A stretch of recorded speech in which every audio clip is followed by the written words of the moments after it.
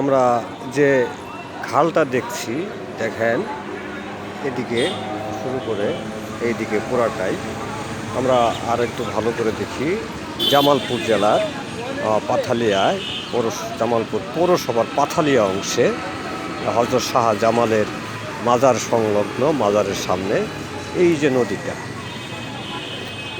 এটা একটা ওভারব্রিজ হয়েছে নতুন, নদীর এপার ওপার। হ্যাঁ, আমরা এই যে দেখতে পাচ্ছি একটা খালের মতো, নিচে তলানিতে পানি নেই। এখানে একটা ওই যে দেখছি দুজন লোক ধানের জ্বালা বুনতেছে, এটা হচ্ছে নদী। হ্যাঁ, এটা একদিকে, আর ব্রিজের এই পাশে দেখেন এই যে আর একদিকে দুইটা ওভারব্রিজ হয়েছে। আমরা ভালো করে দেখতে পাচ্ছি,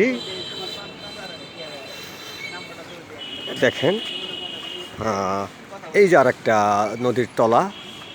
এটা মনে হচ্ছে এই মুহূর্তে খাল, আসলে খাল না, এটা সে এক সময়ের বিখ্যাত জামালপুরের যে নদীর তীরে অবস্থিত ব্রহ্মপুত্র নদ। ভুল বলছি, নদী না, নদ। এই ব্রহ্মপুত্র নদ, পুরাতন ব্রহ্মপুত্র নদ, যেটা দেওয়ানগঞ্জ থেকে শুরু হয়ে জামালপুরের পূর্বে ময়মনসিংহ পর্যন্ত চলে গিয়েছে, ভৈরবের কাছে মেঘনার সাথে মিলিত হয়েছে। ঠিক আছে, তো এটা আমি যখন এই যে এটা হচ্ছে হযরত শাহ জামাল রহমতুল্লাহ মাজার, এদিকে জজ কোর্ট, আর ওদিকে থানা, এদিকে শহর পৌরসভার কুল ঘেঁষে চলে গেছে। তা ভিডিও করতেছি।